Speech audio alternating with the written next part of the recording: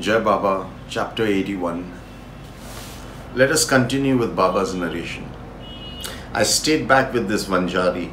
To tell you the truth, I was hungry and my throat was very parched. More importantly, I was very humbled and touched by the trader's loving words and large heart. There was pure love which came forth from that Vanjari. The concern that he had for our welfare and large-heartedness which he had shown by wanting to share his food and water had really warmed my heart. I realized that only the person who loves so selflessly without any intent of self-gain is truly a wise person. I was certain if I wanted to gain knowledge and be guided on the true path, this man with such love and concern was the right person to learn from. I sat down with great humility. I ate a little of the roti and vegetable offered to me by that Vanjari. The cool water quenched my thirst. I was immediately refreshed. By the time I had rested, the other three men returned, having once again lost their way and thus were forced to retrace their steps back to us. Suddenly an enlightened man materialized and the Vanjari disappeared.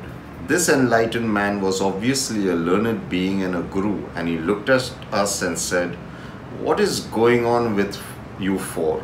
Why are you arguing so much?" I politely narrated all that which had transpired between us. The guru told us to follow him. The other three declined the offer, but I followed him with great love and respect. The others wandered away and the guru and I walked in another direction. After a while we reached a well. The guru lowered me in the well, head down and my feet up. I nearly reached the water, but neither could my hands touch the water, which was so close to me, nor did my head get drenched.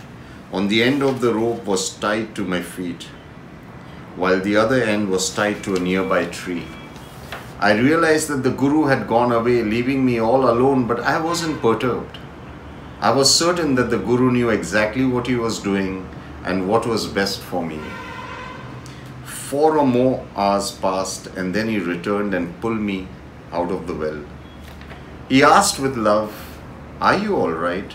I replied with joy, "Oh dearest one, the joy and bliss which I experienced in that well I cannot begin to describe." The moment I said these words, my guru smiled and caressed my back and took me to his ashram. Just talking about my guru brings tears to my eyes and my heart wells up with love. He showered me with more love than any mother can give her very child. My guru's school was like no other. The love which my guru showered upon me made me forget all about my past, my family and the world outside. Each attachment was severed away. I was free. I was liberated in his love.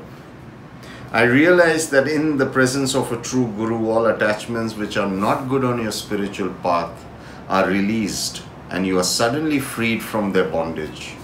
It happens naturally.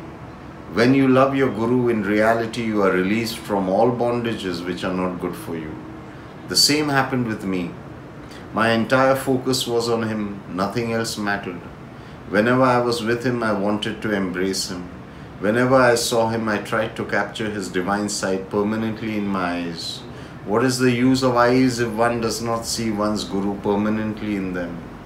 Only if the guru's image is retained in the eyes, then having sight makes sense. Otherwise, the eyes are nothing but two balls of flesh. I would most certainly rather be blind than be without his image. I felt that every sense organ of mine now resided only in my eyes, as in my eyes was the image of my guru. My guru became my world and the school became my universe. He became my parent, my family, my friend, my very home. You ask me often, what is true meditation? Well, listen to me. When the goddess, God, Guru is the sole object of your meditation, and when everything dissolves into that object of your meditation, then it is said that you are meditating in the right way. When you meditate in such a way, the mind ceases to exist. When you meditate on your Guru, then the very heavens and all of creation dissolve into your Guru. Go deeper and deeper into your focus on him and let only silence prevail. Don't waste time trying to surrender to a guru only to gain knowledge. those who boast about their knowledge or their powers over the occult, those who are dictated by pride, and those whose very life is filled with hypocrisy, what can such a person give to their disciples? Those who have not experienced life personally but are only filled with knowledge derived from books and study, and where he or she continues to spread his or her greatness and talks about his or her spirituality, what can such a fool give to his or her disciples?